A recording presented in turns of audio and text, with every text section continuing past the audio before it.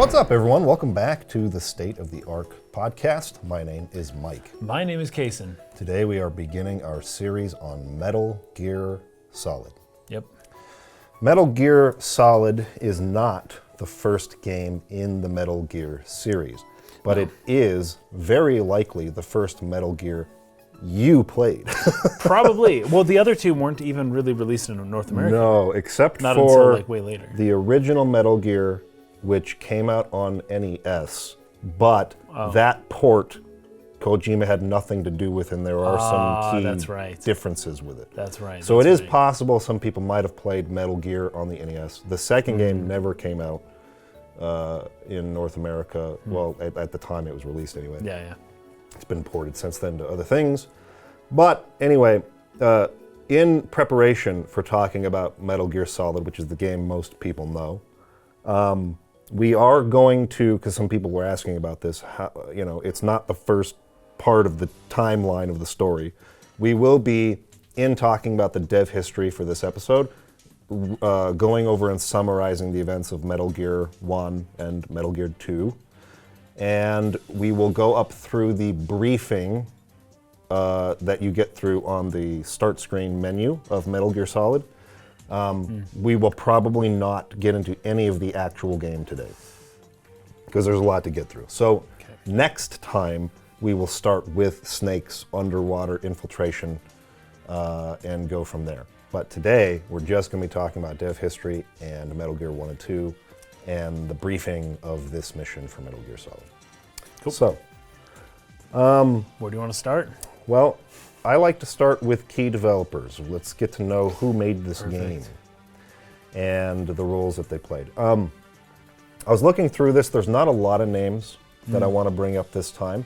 Okay. The team was actually pretty small, even given the time period. Right. It took them longer to make this. It took them quite a bit of time, considering the time period. It was like a 2.5, 3 year dev cycle, something like that. And Kojima is well known, I guess, for wanting to keep his teams small. Yes. And in general, anyways. Right. So. Yeah. So there was about 20 people who worked on Metal Gear Solid in total, and that was not a big number if you're going back into the 80s. It was kind of a small number moving into the 3D era. Exactly. For what they were doing, it was a smaller team.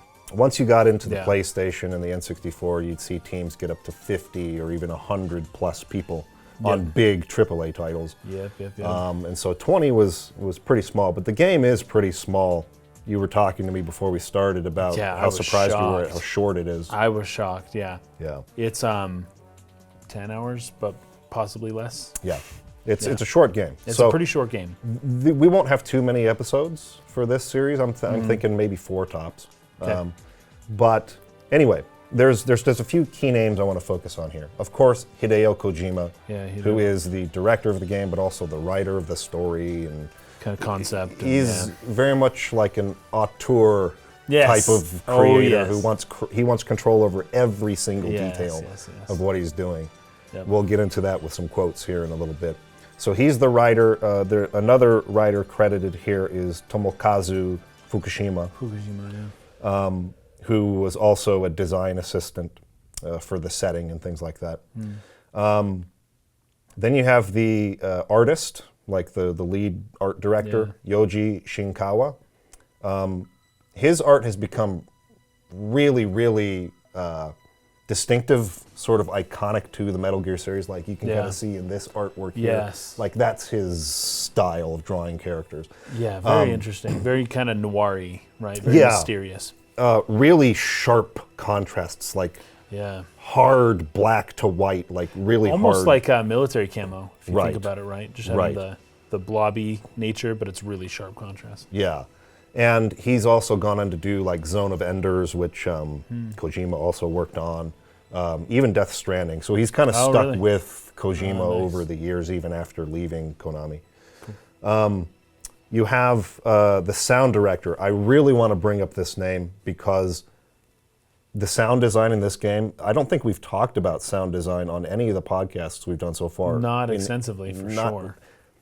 The sound design of this game is remarkably good. It is very good. It's fantastic. Not only just in like its use, right? Because, and this is kind of a typical all sound designers know this. Usually they're the most invisible part of a production. Right, yeah. If they're doing their job, then no one don't notices. notice the work. Yes. There's very few cases where it's not only just they did so well, they also introduced very unique sounds. Yeah, that's the weirdest part. Where you recognize like that the from anywhere. exclamation point, that yes. that sound, yeah. So like Star Wars is a great example of that. Oh, yeah. There's iconic sounds from that where that's a Star Wars sound effect when you TIE hear it. fighters and This lasers. game is full of it. It is. From, like you said, the exclamation, urgent sort of like, oh no, danger sound effect to even just the menu sound effects. Yeah. There's just, the sound design is amazing. Anyway, Yeah, very good. Kazuki Muraoka is the sound director for this game. And then we've got assistant director Yoshikazu Matsuhana. So just a few names there. Oh, also Motosada Mori. He was a military advisor, like a weapons specialist. Yeah, they actually did. They did a lot of research before Yes. doing this game with like some tactical teams and military equipment and stuff. Yeah. Very, very cool. Like, yeah, they really got into it with this game. Yeah, so those are kind of the main names that we'll be talking about today. Well, let's start with Hideo Kojima. Yeah. What do you know of Hideo Kojima? Hideo Kojima. I know he's fascinating. Yes. Fascinating person. Yeah. He's very much an auteur, absolutely. Death Stranding and Metal Gear is really all I really know about him. Yeah. But he had done some other work before that, like in the mid '90s. Oh, I can't remember what the game is called. Policenauts? Yeah, Policenauts. Yep. Yeah. And it was a bit of like it was almost also like a kind of a film noir type Yeah. game. But like a science fiction. Yes, very cyberpunk. Yeah. More or less. Yeah. Yeah, and he's fascinating, but other than that, I can't say I know much about him. You know what's funny about Policenauts? Meryl, the character from Metal Gear Solid, was a character in that game. No way. as well. Same name? Same name. Ooh. Meryl Silverberg? Meryl Silverberg, I think her name is. Uh-huh. Anyway, she was retooled and redesigned, so it's not like the same person in universe. Okay. You know, it's not like Policenauts and Metal Gear Solid share the same universe. Yeah. But they just took that character from that game and just kind of reused the character for this game as well. Nice. So it's very like 1980s. It's got a very 1980s vibe of what what they thought a future type thing would be back then, you know. yeah, or like a 1980s. You're talking about Metal Gear, right, or Policenauts? Both. Both, yes. But Because Metal Gear is less in the future though. Policenauts is more future-y. Yeah. Right. But even Metal Gear, I feel like, is almost an 80s view of like the doomsday around like turn of the century sort of thing, Yeah, scenarios. that's true. Like Yes, Metal Gear yes. 2, which we'll get into in a little bit, is all about the world has run out of petroleum, out of fuel, and so like skyrocketing prices and the economy is all messed up because of it. And there's a scientist who creates like a new fuel source, and so he gets kidnapped by the bad guys. And Of course. so, anyways, we'll get into A lot all of like conspiracy type stuff going on Yes. there too. Yeah, it's fascinating. So let's talk a little about Kojima's early life. I actually, as I was reading this, reading some of his interviews and stuff where he talked about his early life, a lot of it really resonated with me. It felt very similar to some experiences that I had. So his family was, I think his dad was a pharmacist or a doctor or something like that, and so they had money. They pretty well to do, but they moved around a lot. So they moved from Tokyo to Osaka when he was like middle school, like junior high age, or probably around there. And he talked about how this kind of abrupt change led him to kind of, stay inside more, became a little bit more reserved. He spent a lot of time watching television, building figurines and things like that, right? And his family started a tradition at this time where every night they would watch a film together. And also like TV shows like Bewitched and things like that, or I Love Lucy or something like that. And they watched especially a lot of foreign stuff, European cinema, westerns, horror films. Well, what's stuff great from outside of Japan. They'd watch that stuff and then they'd talk about it. Yes. They'd discuss it. Analyze they'd break it down as a family. Yeah, isn't that crazy? That's not really the family I grew up in, but No, not at all. and especially the part where he talks about how they didn't limit the types of films that he was allowed to watch. He says they even, or they wouldn't just show me kids' films. I I'd didn't know even that. watch the sex scenes. So like as a well, kid, in Japan, around your parents, like that's weird, man. That's know. weird. really interesting family dynamic. And he had a good relationship, particularly with his father, in discussing film. So he grew up in a home where discussing film was a part of literally everyday life. Wow. He was not allowed to go fun. to bed until he finished the movie with the family. Which is the opposite of what like most families are like. It's like, it's bedtime, get out of here, like stop whatever you're doing. Oh, totally. So really interesting family that he grew up in. Around the age of 10, his parents began to encourage him to go see films in the cinema, like by himself. Okay. They'd like, give him money and be When like, he was 10? Yeah, go to the movies, watch this movie, but you better come back and tell me about it. Yeah. And tell me about how you felt, and tell me about what it was about. Man, they treated him like an adult. Yeah. That's So interesting. he says they would give me money to go to the cinema by myself. I was allowed to go on the condition that I came home and discussed the movie with them afterwards. I had to buy the film brochure and bring it back with me. Then we would talk about the movie's themes and direction and what I felt about it. Wow. And his dad was a doctor? Like a Yeah, pharmacist? like I think something? a pharmacist, but Wow. yeah. I wonder if his dad was had some regrets about his own life and not pursuing art and wanted to kind of ensure that his kid had some type of life that included that, you know? It's a really good question. That's speculation, but I that's didn't, strange behavior for someone like that. In the article that I was reading, he didn't talk too much about it, other than to say that like he felt really lonely because his dad died when he was 13. Oh, there you go. So he felt like he sort of lost that yeah. person who he could, you know, talk about movies with. I mean, he still had his mother and everything, but that was like a big part of his childhood growing up and the whole family dynamic that was lost with that. He also talks about how he was always coming up with stories in his head all the time. He's always thinking about stories, making up stories. So he says, I was constantly making up stories about the things around me. I'd find myself laughing or crying at seemingly random things, and people wouldn't understand why. Reminds me of the movie Taxi Driver. Yeah. In Japan, there are storm channels on either side of main roads. There are so many times where I'd fall into these ditches because I was lost in stories as I was walking along. It's still dangerous for me to drive. I've driven into the gate outside my house numerous times. Even now while we're talking, I find my mind wandering if I'm not careful. So ADHD for sure. Yes. Yes. For sure, definitely. Yeah. But he's lucky that they didn't just put him on drugs and tell him to go fit in anyways. That it was just like he was kind of allowed to be that. Yeah, they encouraged it. Developed into this incredibly creative person. Yeah. So he started taking an interest, particularly in filmmaking, around that time they moved to Osaka, and he had a friend who brought a Super 8 camera to school, and so they started making movies together. This just felt so similar to like when we met in Arizona. This was like a life change. Yes, we moved, absolutely. Yeah, yeah. Like it was like a new environment. I didn't like have any friends there, and we all bonded over like movie making. Making movies, yeah.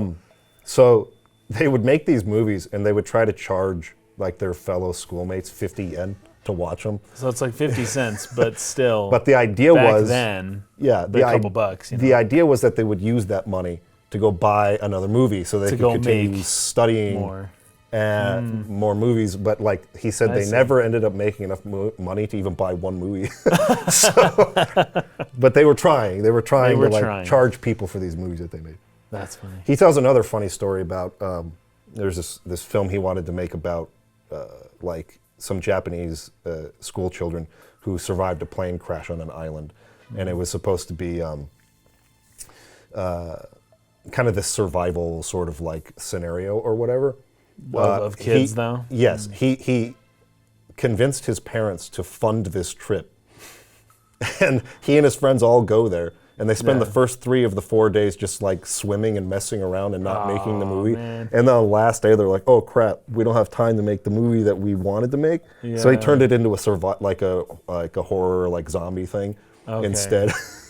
And he never showed his parents the movie. But anyway, that's funny. It's funny stories. Wow. But again, the family ends up moving to, I think it's Hyogo in the Kansai region. I don't know about where that is. And then his father died when he was 13. But yeah, like that lower kind of. Oh, so that's more like closer to where Kobe is. Yeah. Okay, cool. Yeah. So this quote about his father, right? I was just 13 when he died. It was hard and lonely, but in a way, it strengthened my resolve to become a filmmaker. I could see that as it being like, that was my connection with my dad. When he passed, it was like, now I really wanted to, make it.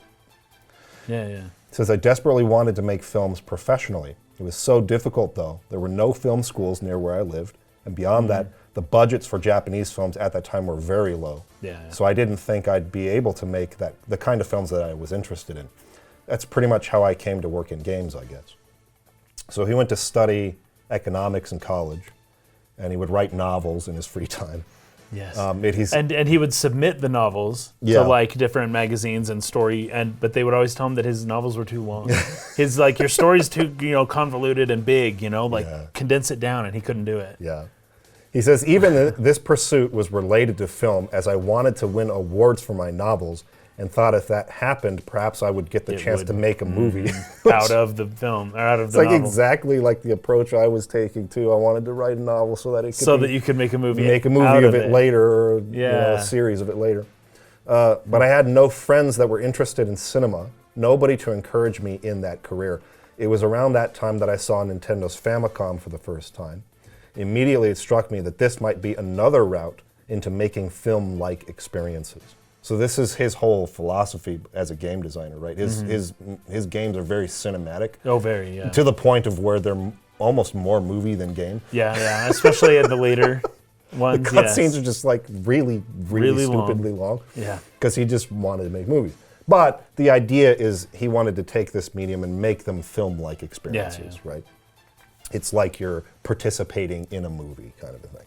Really similar, actually, to the story of Yasumi Matsuno, right? He wanted to be a film director. A lot of similarities. And it's funny that Matsuno was so inspired by Metal Gear Solid that they kind of changed the direction for how they made Vagrant Story. That one of my notes is how Vagrant Story is very similar to Metal Gear Solid. Very, very similar. They were very inspired by Metal Gear Solid. So, there were I think there were a lot of artists in Japan who were not necessarily making it in the field they wanted to go into, but then gaming sort of provided this new medium where a lot of these dudes took off. Yeah. And he talks about that too. So, right away I thought games could become something important in the future. That's what swayed my decision. I wouldn't describe it as settling so much as working with what was in front of me. And while it's true that I entered the games industry specifically because I couldn't find a way into movies, I soon fell in love with games. It's so different to film. It's interactive and you need to understand people in a different sort of way. I soon fell in love with the art of making games. But at the same time, I do still harbor the ambition to make a film in the future as well. And has that ever happened? I don't think he's made a movie. To this day? Let me he's working with Guillermo del Toro and he's working with the big movie makers. I know. But he isn't making movies. That's a very good question. I would assume that he could.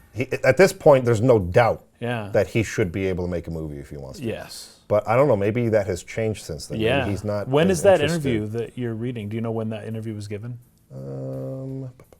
I'd have to open up the source again because I just copied the quote. It wasn't for Metal Gear Solid, right? Or was it like... No, it was afterwards. It probably would have been like mid-2000s. Because the craziest, Metal Gear Solid came out 25 years ago. Yeah. It's unbelievable. Or 24 years ago. Unbelievable. It's crazy, dude. It's so long ago. Yeah, so career, I don't see anything here about a movie. Yeah, I don't think he's ever made a movie. But his games, I mean, just take the cutscenes in them, right? They're basically just really long movies. Yeah, I know. He's basically making CG films. Anyway. Okay, so he also goes on to say, there were many people joining the industry at the time who wanted to make films, to be directors or to write comic books, but for whatever reason hadn't been able to make it. Some were in a band and had released a record, but it hadn't sold well. Others were struggling artists who wanted their own manga series. The industry was full of dropouts, people who felt like games offered them another chance. I met many people in that same situation. We bonded together through that in some sense. But there wasn't a negative spirit with it at all. At Konami, there was this feeling amongst us all that games were somehow important to the future. We believed in the future of the medium, and that drove us to create the best possible work. So, really cool. He also goes on to talk about why he settled with Konami. Because his decision to want to go into games was socially frowned upon. Oh, yeah, for sure. By all his peers at school, by his teachers. I wonder how his dad would have felt. Yeah, his mom supported him. Oh, good. So his dad probably would have too. His dad would have as well. Yeah. They were the only people, or she was the only person, I would assume would have been the only two people who would have. Yeah. All his friends, everybody else was like, this is stupid, like, please don't do this. His professors in college, don't do this. He talked about how he would lie about what he did. He would say he worked at some business firm or something, just because it was embarrassing to admit I work on video games in Japan at the time. Man. So, due to this, he talks about the reason he settled at Konami. I began looking for a company to work for and settled on Konami, not because of the type of games they were making at the time, but rather because they were listed on the stock exchange. Oh my gosh, really? So that it was a reputable company, because that's funny. They were the only games company to be listed at the time. Not even Nintendo had that accolade. And was this 86, 80? Probably 85, 86, somewhere around there. Oh, wow.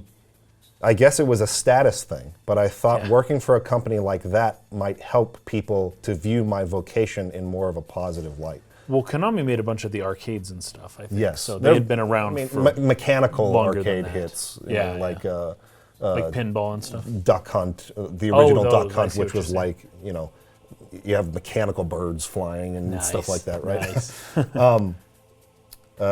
Right from the start, I believed I was creating art. I felt like the world was waiting to see what video games could be, what they could become. It was a huge incentive to do my best and to show them.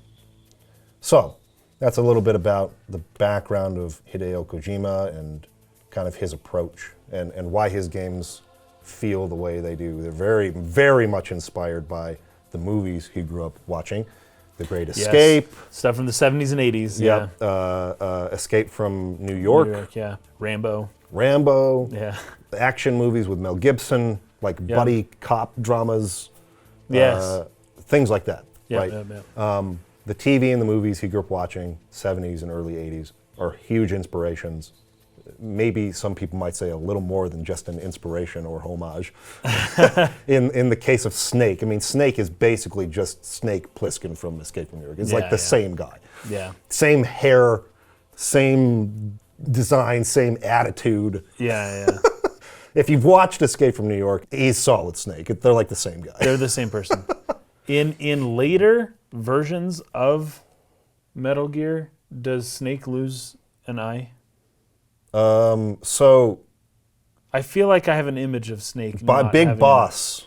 Oh, he's the one that didn't have the eye. Yes. So so anytime you see the guy with the eye patch, that's actually Big Boss. That's Big Boss. And even in later Metal Gears, he never has an eye patch. Okay. I don't think so.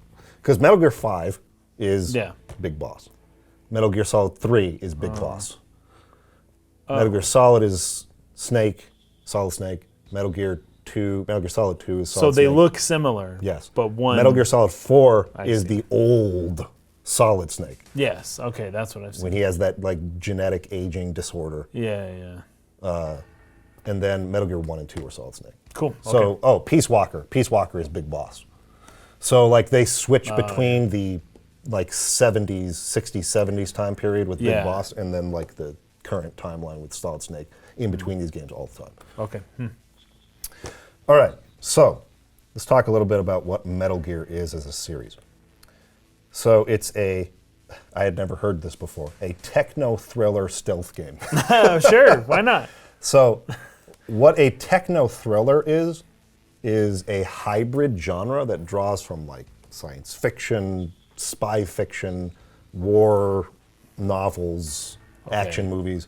But technology. The important piece here is that it like disproportionately focuses on like technical details of the subject matter, whether that's military technology, things like that, as like supporting details for the world. It's very, very focused. Like the only real comparison probably is hard science fiction, where it's like they describe how their warp engines work and things like that. It's like very technical, right? So the inner workings of the technology, mechanics. So it's all based in like real world technical explanation. Or like the various disciplines of espionage or martial arts or the politics. Like all of that stuff is explained in really excruciating detail in techno thrillers, which is where the word tech comes from. It's like the technicalities, the technology, right? And the plots are often sort of, they revolve around those particulars. In terms of how they're exploring their themes and things like that. So anyone who's played Metal Gear will know, like, we were even talking about this on the way over. They did a ton of research for their like terminology, for like the way weapons are described. Yeah, and the way that they work and the tactics employed and and they had advisors from weapon experts to actual SWAT team guys who like came in and like talked to them about all those. And they would even go out into the woods nearby the office and they would do like simulation, like war simulation sort of games and things like that. So that they would all, understand like that world when they were making the game. So it's very, very technical, Metal Gear is, in that sense. So if you don't like listening to a lot of techno babble and that sort of thing, like some of this might grind on you a little bit, but Metal Gear is very focused on those things in a way that really works though. He has a quote where he says like, and I took this down particularly because we talked about this a little bit in the Final Fantasy VIII podcast, where he said something like, if you can't convince your players that this world is real, then what's the point of making the game? Yeah, I saw that quote. Yeah, if the world doesn't feel real, then there's no point, right? And so because of that, he was very attentive to technical details, and like people's desks all needed to look different. He didn't like having stock stuff that was done because that's not how the real world looks. Right. The in-game desks are designed. They have different pages, and it's almost like they created a little persona for who would have sat at that desk, and then they dressed it all up, and then did the same thing for the next one. Right, and then of course the purpose of all that is to build a world that feels very convincing and believable, right? Now, in the world of Metal Gear, you have these special forces people with like magical powers and things like that, right? It very quickly becomes apparent that this is like not like how the real world works, but it's still got the technical stuff that's part of the real world, but then it's like, telekinesis and invisibility and all this crazy stuff. Right. Yeah. So like it's not realistic. Not at all. Don't mistake this for any claim that Metal Gear Solid is a realistic sort of like military spy thriller. Yeah. It's not at all. It's not even close. It's got a very absurd style to it. But the point is that in his approach to this was that in focusing on all those details and trying to get that part of it right, you will still believe the world is real, even with the absurd elements in it.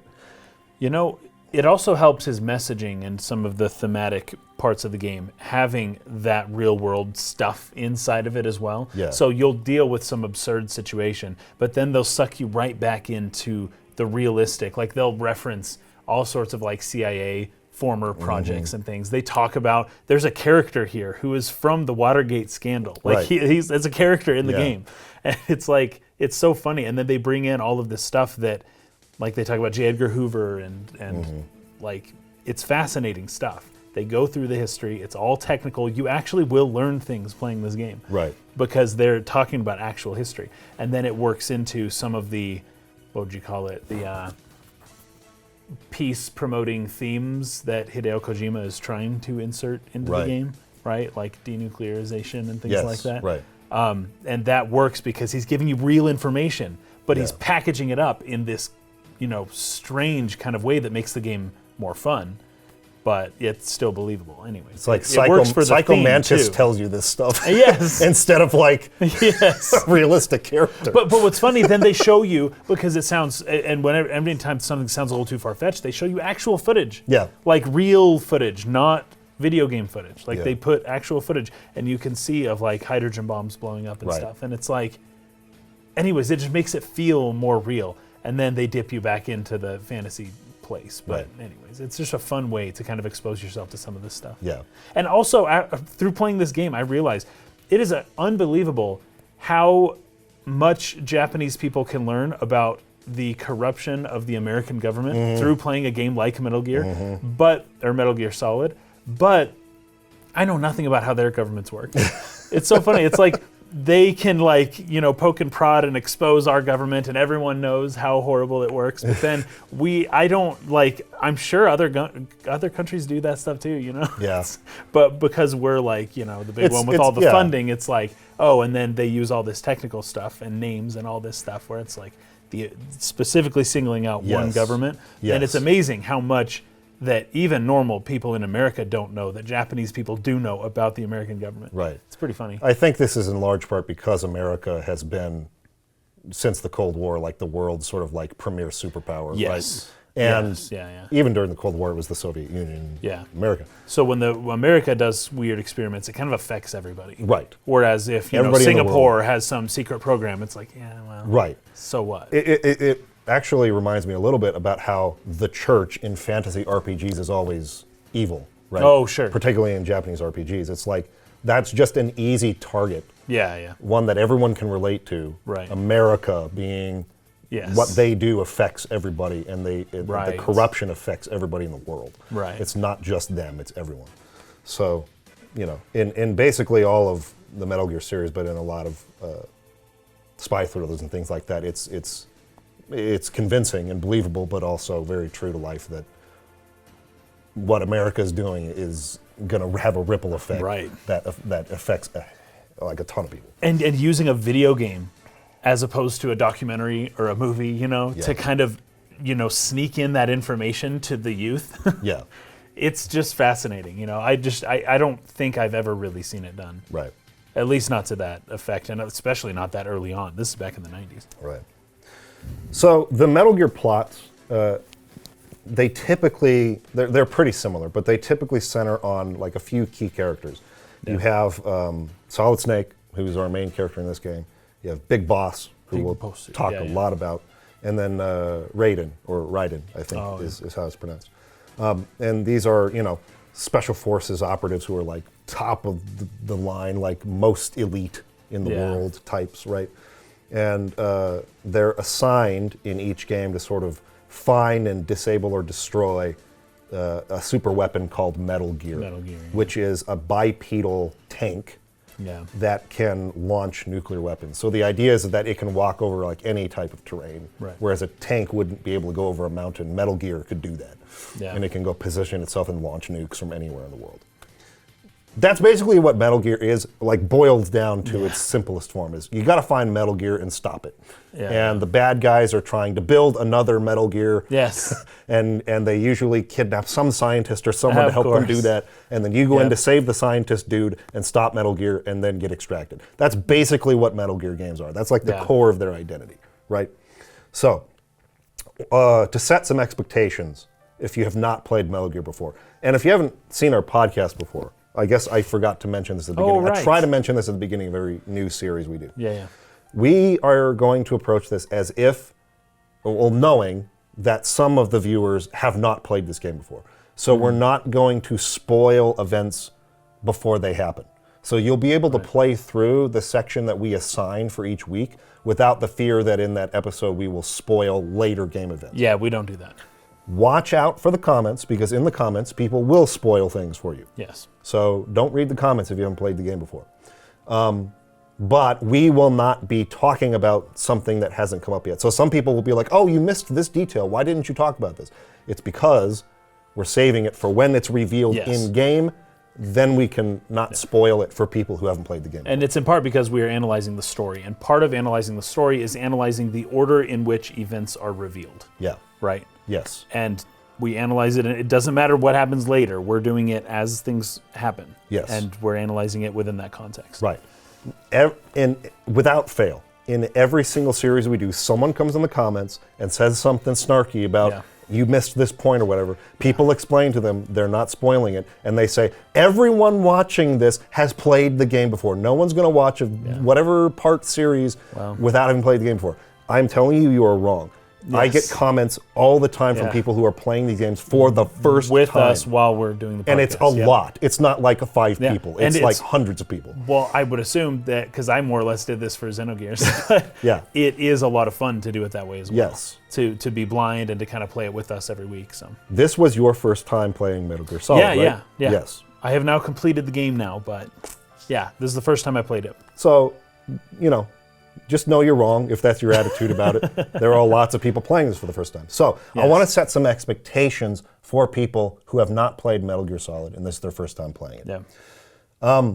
This is a series that is known, particularly even with just the first Metal Gear back in 1987, for popularizing and sort of creating the stealth genre. Yeah. It's sort of, there wasn't games like this at the time. There wasn't like a stealth genre in the 80s. It was all just like shooters and platforms. And, a lot of shooters, a lot of action shooters, things like that. Yeah. So it's known for having done that, for popularizing the stealth genre, creating it in a big sense. It's also known for its ungodly long cutscenes, which we touched on a little bit, which tell this extremely intricate, i.e., horrifically convoluted storyline that sort of weaves in these complex political and social themes. Yes. That's what he's really trying to do with this. He's trying to tell a story. It's usually very politically driven. Like you said, sort of unveiling corruption in governments. Yep. Hypocrisy. Yeah. That sort of thing. And just also just kind of new sciencey stuff. Yes. Like there's a bit in this game about the sequencing of the human genome. Right. And I think that happened around, I think it was the year 2000 when the human genome was fully sequenced. Right, yeah. And so that was technically after the game came out. Yeah. But it was something people were talking about and people were all excited about. What does it mean once we have the full sequence totally done? What can we do then, And he's kind of speculating in this game about the social and political ramifications of that in the future. But it's also important to note that Metal Gear Solid takes place in, I think, the year 2005. Yeah. So it's after the sequencing of the genome, first of all. But it's kind of in the future, so he's pushing things out. So you think 1998, but you should think a little bit ahead because he does some science fiction-y, future-y type stuff. I think Metal Gear, the first game, takes place in like 1995. Something like that, in the 90s. So like it's in the 90s leading up into the 2000s is the time period this is taking place in. Yeah, each game he makes, he keeps pushing it forward 10 years from whenever the game came out, And that gives him some leeway to do some extra stuff that we don't do, in our current day, And he does go back into the Cold War often for the big boss storyline. Oh, that's right. 1970s and things like that. So he kind of weaves back and forth between those two timelines. But anyways, he sort of accomplishes this exploration of these themes we're talking about with this like sharp cutting back and forth between this dark, heavy, serious tone that you would expect from a spy thriller, right? Yeah. Something like a Mission Impossible or a James Bond, which was a huge source of inspiration for him. I can tell. I'm going to talk about that. But at the same time, it then will like swing this totally other direction into this super absurd place that is just, it's almost like laughable and memeable. Yes, very much so. Yes. And fourth wall breaking they break the fourth humor wall that it uses, right? Multiple times. Yeah. So it's just like going back and forth like this. And I think that's what Kojima's known for. He's known for just being incredibly serious, and he's both extremes, all at once. He's both crazy extremes. Yeah. Yeah. And somehow, at least for me, I think everyone's answer to this will be different, of course. Yeah. somehow it works. Yes. This is not the sort of thing I would generally think works. This sort of like going back and forth between these kinds of tones. Yeah. It would feel too abrupt to work for me in almost anything else. Somehow for Metal Gear Solid, it seems to work for me. Yeah. I don't know how to explain it other than to say it's like super cool in a B-movie kind of way. In a B-movie kind of, in a Sam Raimi type, like 80s. Where you don't take it that seriously. Yes. But it's just kind of cool and it's fun to watch with your buddies. But occasionally it will dip into this philosophical depth it does that. of something more highbrow. Yeah. Something it doesn't seem to have any business doing, but it'll just like do that, and then it's just like you're like really locked into that, and then it goes back to being really silly again. Yes. And then it's just like, wait, how did I accept that? I have a theory on this actually, and part of my theory for why it's acceptable when these changes happen is because of the voice acting. Yes, it's good. It's really, good. Really it's very good. But in the case of it's for its time, it's possibly the best voice acting I've ever heard. Oh, no doubt. But Snake's voice it's intense, man. It's very intense. It's so intense that you're. I believe Snake's voice, particularly his voice, is the reason why you're willing to accept all of this. David Hayter is the name of the David voice Hayter. actor. Yeah. And it's because he does this kind of exaggerated, hardcore Green Beret type of, almost like Sylvester Stallone. Yeah. Not quite the New Jersey thing, but really, really deep, exaggerating that voice. Like, oh, really? What? And I'm doing it. I'm not doing it right because only he can do it right. Yeah. And he does it so well to where you're almost willing to accept a little strange. There's something strange about the way he talks. There's something weird about it. But it's also cool. That feels like a B movie. Oh, it's very cool. It's really cool. It's a cool but voice. But it's not like natural necessarily. No, but it's not just silly either. Yeah, right. It's like, it's bright. So his voice is writing that balance between too much and maybe too silly, too serious. Like I don't know, but he's in the middle between too serious and too silly. Yeah. But not fully either. Yeah. And because of that, whenever it goes in different directions, I believe that because of his voice, you're willing to kind of go different places. Yeah. It kind of breaks your idea of where the middle is or should be, and you're willing to kind of follow him. Anyways, it's fascinating stuff. But all the other voice talent around is also just extremely good. Yeah. They're very, very good. And like you said, particularly for the time, right? Oh, voice acting for the in video 90s? games, Yes. you go back to that time period, any game that had voice acting in it, generally was so really, bad. really freaking bad.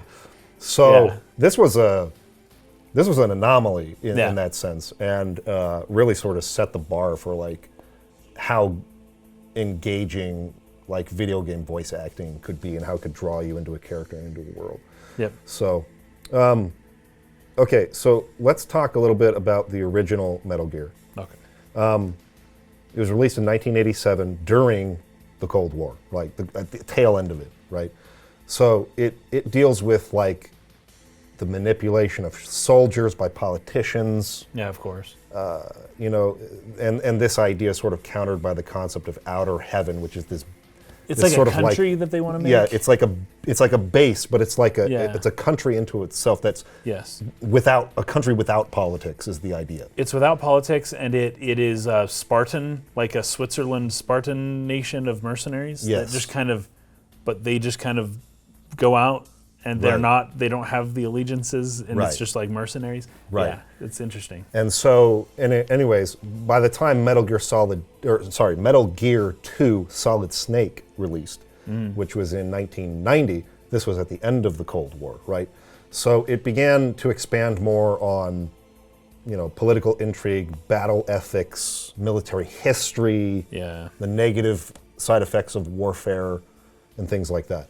So, like you were saying, the time period in which the game was released it helps you identify kind of like what Kojima was thinking about. Yes, so Metal Gear in 1987, he's got Cold War in his mind, but he's got genetic sequencing on his mind in 1996. Yes, because it was exciting and it was about to. They were almost ready.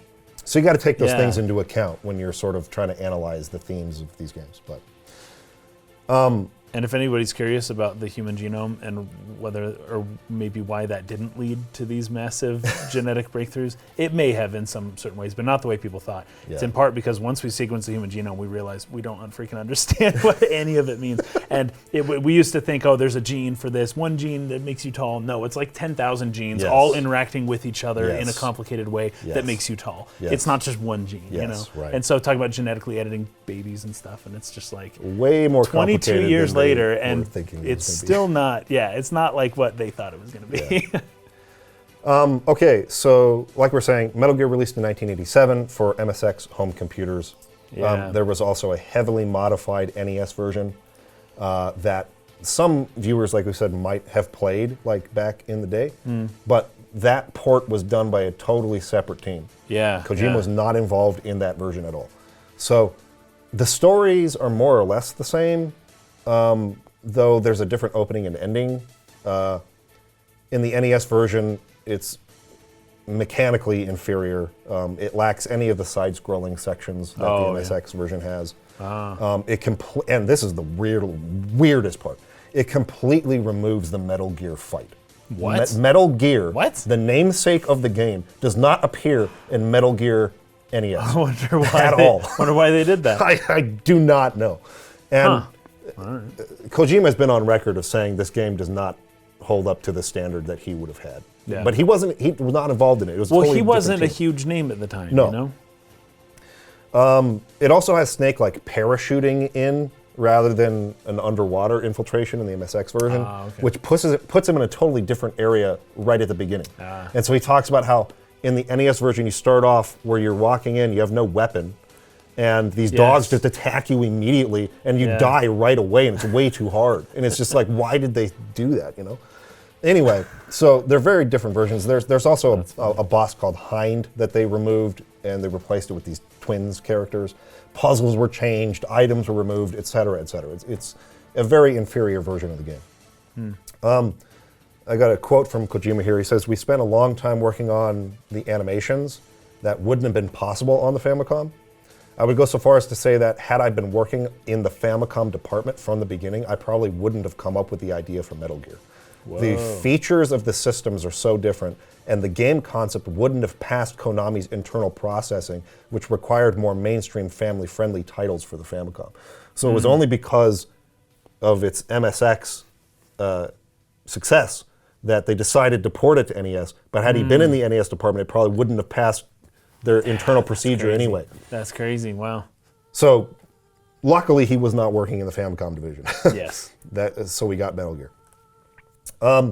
He also took that project over from another senior associate, and the project was originally intended to be this action game with like a heavy like military combat focus, but the MSX didn't allow, like the hardware limitations didn't allow a lot of sprites on the screen at the same time. Right. And it didn't have smooth scrolling like the NES had, or the Famicom had. So he says, "I remembered the film The Great Escape, and I thought this would be a good approach for something distinct. My first concept for the game, in which you were a prisoner of war and simply had to escape. If you were caught, you'd be brought back to the prison. The idea was for a non-combat game, but I had such a hard time convincing people. I had so many things going against me at the time. For one, my first game had been canceled, which was Lost War. So Lost War was the first game, I think they worked on it for 6 months. I didn't know that. Oh, yeah? Or Lost World, sorry. Okay. For 6 months, and then it was canceled. Oh, man. And he was seen as being too ambitious. He himself was, course. no, scrap, this is way too much. Yeah. So he couldn't show like a bunch of bullets on the screen for this game they wanted to make. It's just that the screen would start to flash. A game I used to play that did this a lot on the NES was Tecmo Super Bowls. Oh, yes, I'm aware. They have, the characters would flash. 22 characters on the screen, and they would just blink. Yeah, all and then the they'd time. move. It would be hard to follow a character and not tell whether exactly what direction they were going with. Right. That. Yeah. So he's having that same problem if you have a bunch of bullets that you're shooting on MSX hardware. So he's trying to convince them, let's do this different type of game that's more stealth, and you're trying to escape from the bad guys, not fight them. That's so funny because you can tell that he has some, what would you call it, pacifist leanings in terms of like his general politics anyways. Right. So the fact that he was kind of pushing for a less combat kind of game, I don't know, that's fascinating. Right. So I hadn't released anything yet. Then I was working in quite a large creative group, and I was the youngest. Finally, the type of game I wanted to make didn't exist at that time. The odds were stacked against me, and it was very hard to earn the trust of the team. There were a lot of very popular war games at the time, which was why Konami wanted him to make that. Yeah. He says, then I approached one of the... sorry, I lost my place. Then I approached one of the higher-ups in the company who must have seen something in me as he invited me to pitch my ideas for Metal Gear in front of everyone. Everyone in the team saw that it was a revolutionary idea, I think, and from then on, I had their support. So that's how I got changed from this war game into this stealth sort of game, right? It wasn't anymore about escaping prison, but it was about infiltrating and trying to avoid combat and sneak in, right? Yeah. Okay, so he says about The Great Escape, right? I wanted to create a game that played like the movie, with the character running away, escaping without a fight, trying to avoid being seen by the enemy. I wanted to do that, but I couldn't get approval for that concept alone. I had to add more features, which is how it became a stealth infiltration game versus an escape game, right? Gotcha. Trying to form a tension of hide and seek is what he says, was how he wanted the tension of the game to feel like, right? Hide and seek rather than fighting. So when Snake was discovered, the gameplay became almost a puzzle game like Pac-Man, he says, where Snake must avoid the guards like they were Pac-Man's ghosts. Oh, yeah. So you start running away from him and going around, Right, exactly. So that was kind of his thought behind that, was almost like a Pac-Man-like thing. Nice. A final innovation came with the addition of the in-game story, because there, as he says, in quotes, there weren't any stories at that time in action games. And he thought that the hide-and-seek game needed to be justified with a story about why you're doing that. So he really wanted to work in like an involved storyline into that, at least for the time, right?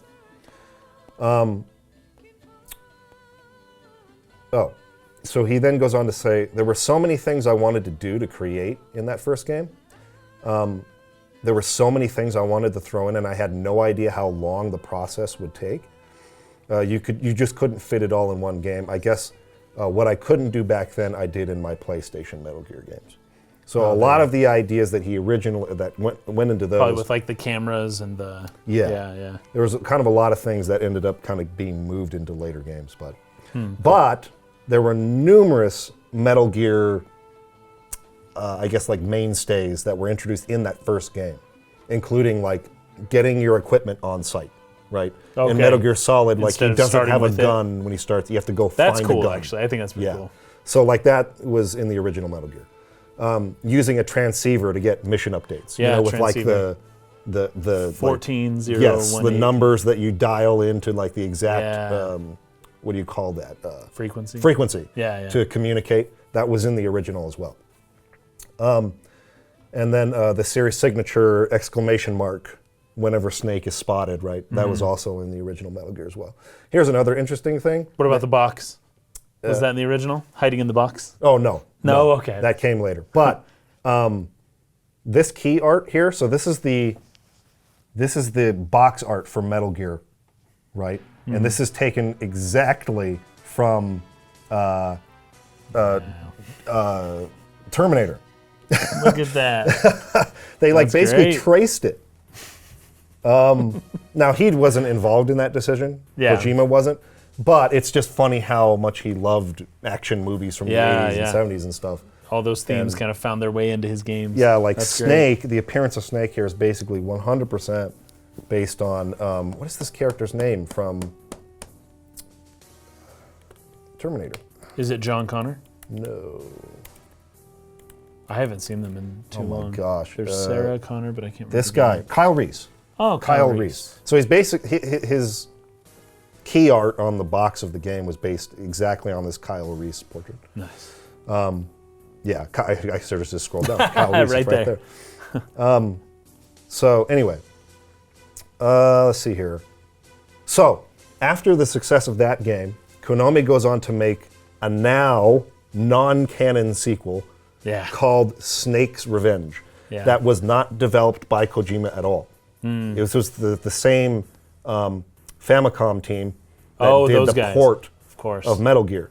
And they wanted to focus particularly on markets outside of Japan. Right. And so this game came to the NES, Snake's Revenge.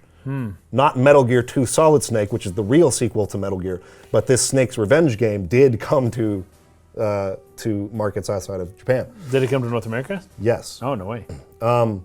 But one of the designers on that game, like met Kojima on a train. They were riding the train together. and this is how he describes this.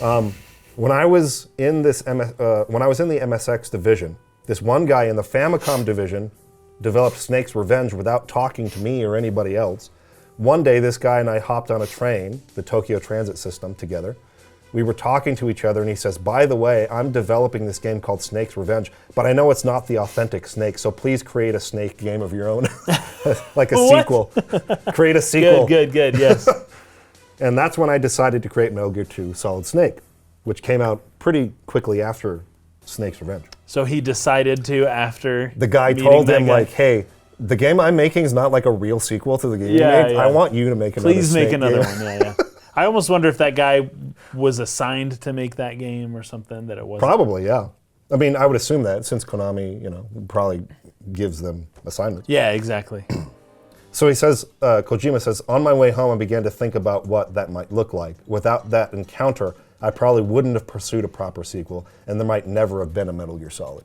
So this dude telling him, you got to make a real sequel to Metal Gear, is what kept him kind of thinking about the story. Slowly aligning, yeah. Just some more quotes, interesting quotes from him. Because we're making a war game, Konami wanted the experience to be authentic. So every week they paid for us to visit a forest in the mountains nearby. We would dress up a military uniform and play games there. It was a good time. I referenced that a little earlier. Yeah, that's fun. He also, this is a little bit about his auteurship, right? Yeah. I would tell the programmers what I wanted to show on screen, when I wanted the dialogue to display, or the music cue to sound. But they wouldn't do it how I wanted. They would change it slightly to what they thought was best. Yeah. It was hugely frustrating making games at that time for me. I wanted to control everything. So after the second Metal Gear launched, I developed my own scripting engine and decided to work on adventure games so that I could have complete control over when the animation played or when the music triggered. That's when I developed Snatcher and Police Knots. Right, because he kind of didn't make another Metal Gear game for a long time after the second one. Yeah, it came out like 1990, and then up to 94, he hadn't released a Metal Gear game. That's when Police Knots came out in 94. It was my way to take creative control back from the programmers. Yeah, that's so funny, man. Yeah. Because it's like you need those people to make the game for you. Yes. But he was so particular. That's so funny. So he goes on to work on other projects, like I said, Snatcher, that came out in 1988, and then Police Knots in 1994. Police Knots was going to be released, or it was released, on the 3DO. Yeah, that's the craziest thing. Have you ever heard of this system before? Yes, but I had never actually looked into what its library was. Like, I had heard of it, but I hadn't actually, like, okay, what's on this thing? Yeah. What did the games look like? What was the controller like? But I had heard of the 3DO. It's like a Sega controller, more or less. It's one of those many failed home consoles between, the early 80s and kind of the mid 90s. I don't know why exactly it failed, though, because it had the backing of Panasonic. Yeah. And it was started by the founder of EA, the EA games. Yep. And it seemed like it had enough behind it to where it could have been successful, shaken up the market, but it just didn't. Yeah, because Metal Gear Solid began development on that platform. Now, do you know the specs of it? It didn't run on discs, did it? I don't remember, or I don't know, I should say. Huh, interesting. But the 3DO was discontinued at some point, probably shortly after the release of Police Knots, actually. Yeah. Around 94 era. Because it just wasn't selling. No. And so, that kind of sucks for Police Knots. But it was really good for Metal Gear Solid. Yes, very good. So they changed the platform to the PlayStation. The game was renamed with the word Solid, so Metal Gear Solid, which was derived from Snake's codename, Solid Snake. Yeah, Solid Snake. As it migrated over to 3D graphics, right?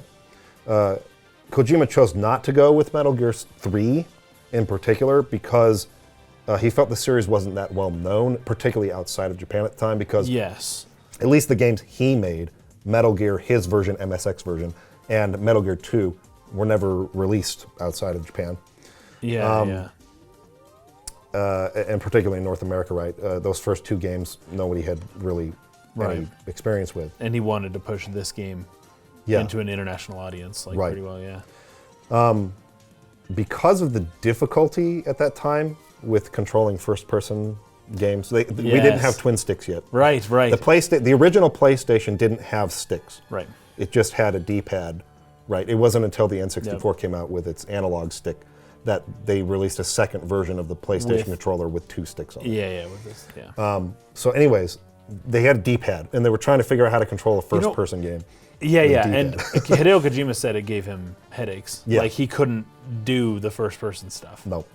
So they opted for this more 2D overhead angle, just like the previous Metal Gear games, but it was 3D graphics. Though you could occasionally switch into a first-person view to sort of survey the area and look around. I thought that was pretty cool, actually. Things like that, right? So we kind of already touched on this, but the team was really aiming for accuracy with its terminology. They brought in weapons experts and things like that. Yeah, they trained with the SWAT team of Huntington Beach or something like that. Yeah, it seems like they Huntington Beach SWAT They team, came to America. I think so. To learn about the weapons and stuff. Yep. Yeah, it's fascinating. So they learned a lot about the tactics and all of that stuff. And I talked a little bit about Yoji Shinkawa, who is the art director. He designed all the character art and the mechs and things like that with Kojima's concepts, original concepts. We talked about him already.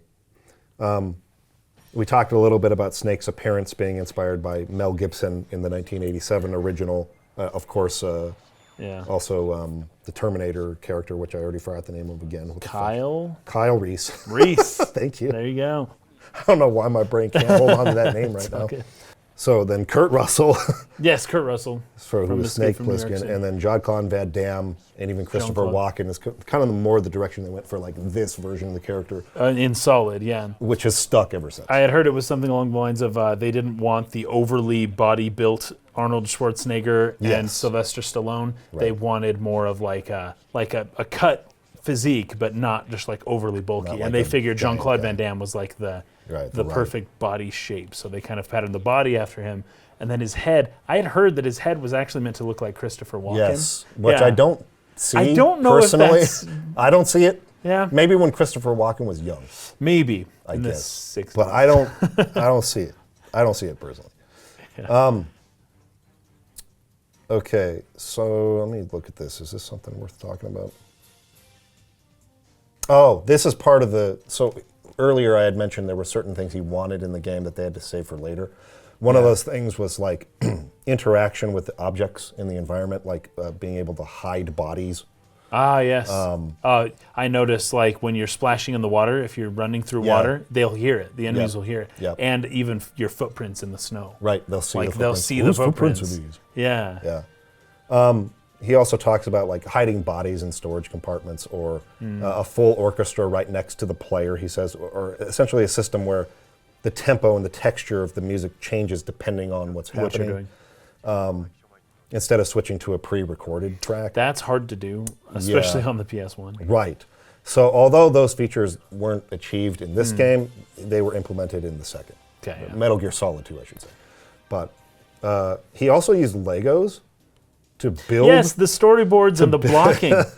To build like the environments, and then he would pick his camera angle, like with the Lego designed. Dude, that's so genius. Environments. Well, think about this though. The 3D programs back then were probably not so easy to use, right? Yeah, and everyone was just learning how to do it. Yeah, exactly. And so it's like to get an actual idea of what this thing will look like before you build it, it took them like months to build this stuff in 3D. Right. Nowadays, people do it so fast. But back then, it took a really long time. And so, they would build everything in Legos to make sure that that via the camera placement, that you wouldn't be able to see Snake from these angles and all that stuff, right. Wherever the surveillance was, and that everything would make sense before they went ahead and built it. And that's so smart. That's just genius. Yeah. To block everything in Legos first. I love that. And I pick love your how camera creative angles. these guys are. It's awesome. It's awesome reading about how they came up with stuff back then. It's so different from the way that the game industry works today, right? Oh, yeah, way too different. He also talks about, again, you mentioned this, how he wanted the staff to be small. Like he wanted a small team to work with, right? He preferred to have a smaller team so that he could get to know everyone. He can get to know them, and also I feel like he has more control over a smaller team. And he can really tell people, hey, do this, don't do that, do this, don't do that. Yeah. Whereas on a big team, it's like, oh, you have to deal with... micromanage everyone that way. You have to deal with team leaders, and then you're expecting the team leaders to then go down to explain it properly, but it's like, no, but you can't talk to all 100 people. It's a game of telephone versus just directly telling a guy, do this. I think you're right. That's funny. anyways, getting to know everyone on the team and what they're working on, and if anyone's unhappy or sick, and, Yeah. being able to manage people. It's easier to manage a small group than a large group. We know this, having worked on various film projects. Yeah. We kind of got to the point where we kind of liked it to be as small a team as possible. It's And just so we much would do easier. almost everything So ourselves. much easier that way. Yes. Yes. So, I totally understand where he's coming from on that. I could talk a little bit about the music. I think I'll save that for another time, just to save on some time for now. But the music's really good in Metal Gear. Like I said, all the sound, the whole sound department, whether it's music or sound design, is just incredibly iconic. Yeah. For this game in particular, but for this whole series. It's just phenomenal. It's always so good. And I'll talk more about that when we actually get into the game.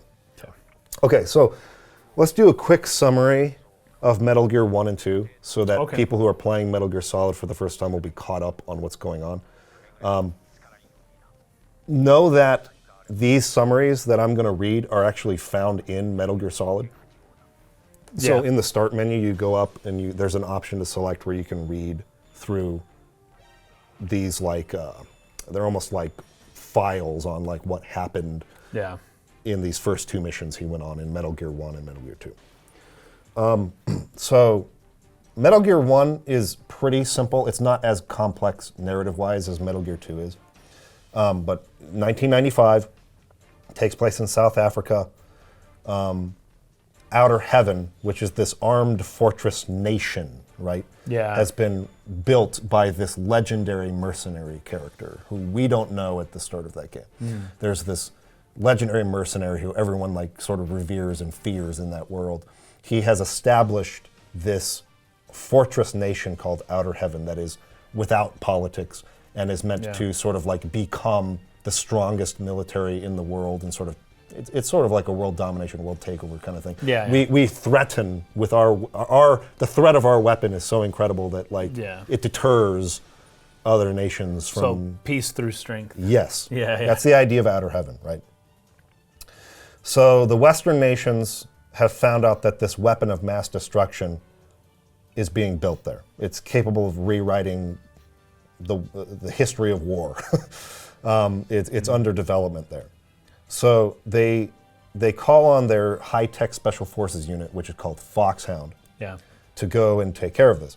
The first guy they sent in there, the first operative, is named Gray Fox. He's like their best guy, right? Yeah. And he goes in and he gets kidnapped, or not kidnapped, but captured. He gets captured there, and his last transmission that he sends back to Foxhound is Metal Gear, and then that's all it is. It's cut off. So it's like, what's that? What's Metal Gear? So the leader of this Foxhound unit, they call him Big Boss. That's his his code name. Yeah. And he sends in a rookie operative codenamed Solid Snake, main character, right? Yeah. To go in and rescue Gray Fox, if you can, and find out what Metal Gear is. So he goes in, he finds Gray Fox, and learns from him that Metal Gear is this walking tank that can launch nukes, and that they've got to take this thing out.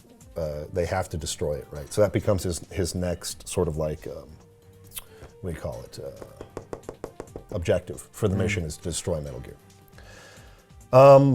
Okay, let me skip through. You end up meeting this guy, Dr. Petrovich, who was the guy who developed the weapon. He's there.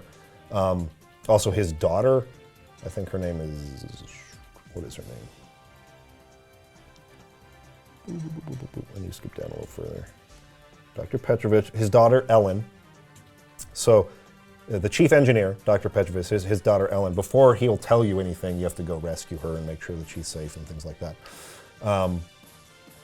So she was taken hostage. And so once you save her, then you come back and he tells you how to destroy Metal Gear. There's a weakness underneath it or something like that. You blow it up from underneath or something like that. Okay. But as you're going on that pursuit to destroy Metal Gear, it seems like the enemies are always one step ahead of you, as if they know what you're doing, like someone's leaking information to them. Yeah. They're always setting up these intricate traps that they shouldn't know where I'm going next, but they always seem to be aware of what you're doing. And it's really suspicious, right? So, as this kind of escalates, you fight a bunch of people along the way, bosses and things like that. One of your guys, I think Schneider, he's like one of the people who's working with you. He falls into enemy hands. Snake himself is injured. He's fighting against Outer Heaven's best mercenaries. He goes to like the 100th floor basement. So this is like way freaking down, where Metal Gear is being developed. He ends up having a fight there with Metal Gear and destroying it. And as he's escaping Outer Heaven, it's revealed to him that Foxhound's commander, Big Boss, was actually the mercenary who established Outer Heaven in the first place. So Big Boss is actually the guy who's the villain of the story, and it's a big twist at the end. Of course. And you have a big fight with Big Boss at the end, and you escape and destroy Outer Heaven. And so that's the story of the first game, right? And it's like, you think you've killed Big Boss, but that's never the case in these games. He comes back in game number 2. Yeah. So Metal Gear 2, how do I summarize this quickly? Because we're kind of running out of time here. Kind of like we were saying, like this was more focused on the world's fuel source, like the world's running out of petroleum. And so there's this guy, Dr. Keo Marv, who invents something called Oilix, which is a microorganism that refines petroleum to produce a highly purified form of petroleum. So basically a new fuel source for the world. Yeah. A new energy source. So everyone's hopeful that this discovery is going to like solve the energy crisis in the world. This is getting into the late 90s at this point. At the same time, the world has entered into a time of tension regarding this new algae, this Oilix, that Oilix is made from. So at that time, Dr. Marv gets abducted and disappears, and the nations begin investigating like what happened to him.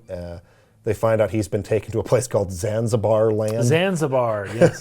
You do hear about that in Metal Gear Solid. Right.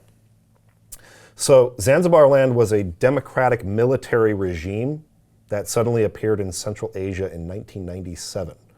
And when their uprising took place, the CIS army formed around Russia, and they sent in a suppressive unit immediately. And Zanzibar Land resisted by gathering a band of mercenaries from nations around the world, fortifying most of its land.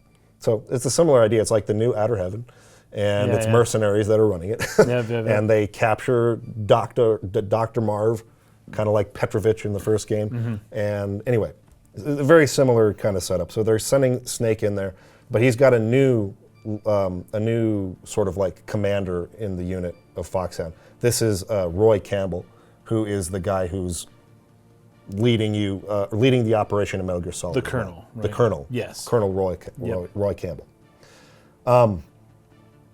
Okay, so the big twists in this game are that Dr. Petrovich is also there. And you have to rescue him again, but it actually turns out that Petrovich is there engineering another Metal Gear, but he's doing it willingly this time. But you don't know that.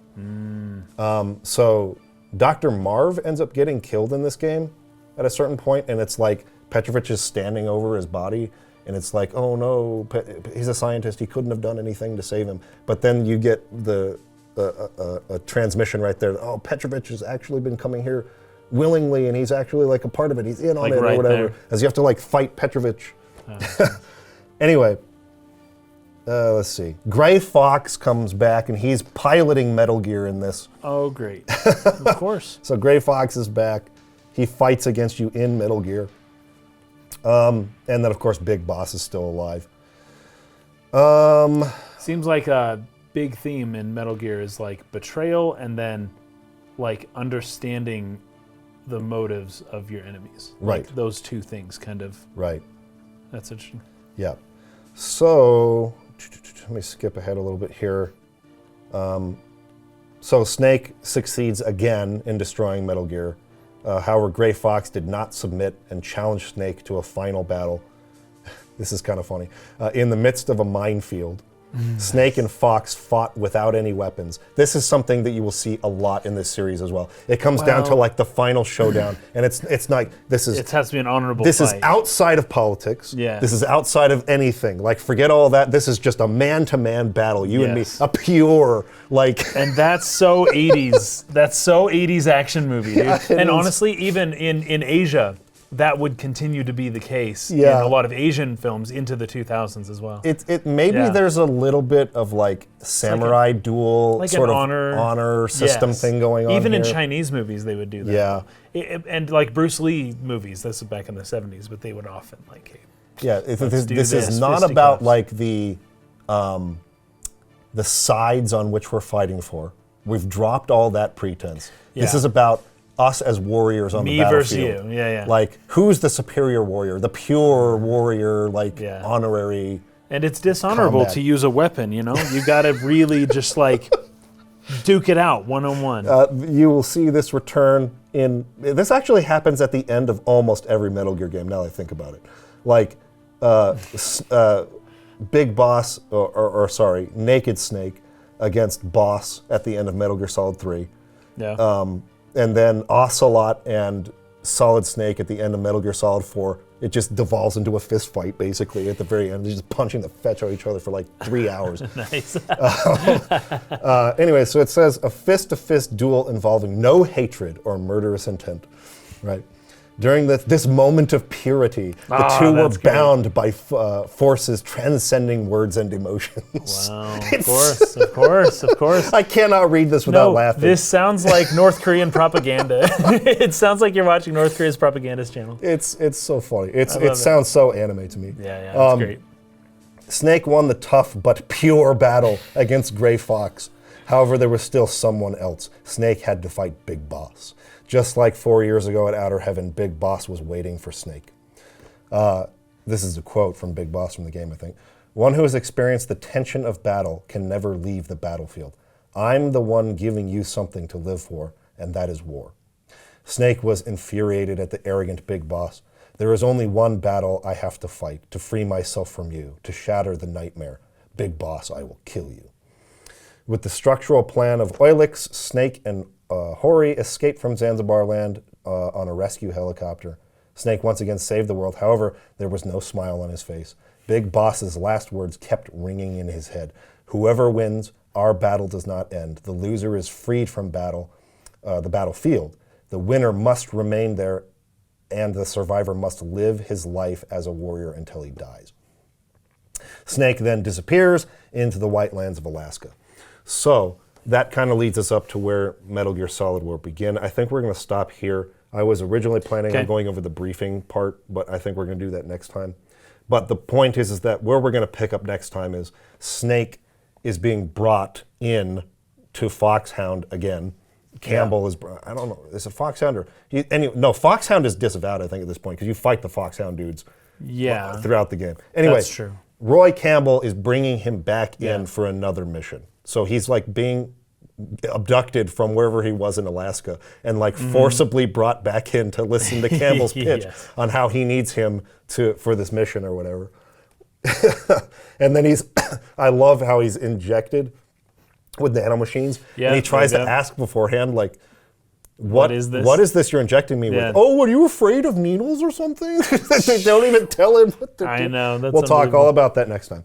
But that gets us up to kind of where we'll pick up. So that's the story so far leading up to Metal Gear Solid. Hopefully you've enjoyed this first episode of background history on this game and the creators and the story. Yep. I will put in the pinned comment where to play up to. Like we said, it's a very short game. You could probably just beat it in a weekend. You probably could. It's like 8 to 10 hours tops. It's like not going to take that long. Although it is on 2 separate discs. Yeah. But I'm trying to think. The story part is back end loaded. Yes. Right. Maybe just play through disc 1. I will try to figure that out and kind of like how are we going to evenly sort of distribute the rest of these episodes. So just look for the pinned comment. You'll know where to play up to, but you might as well just try to play as far as you can, and maybe you can beat the game because it's pretty short. It is short. All right, everybody. Thanks for watching. See you next time.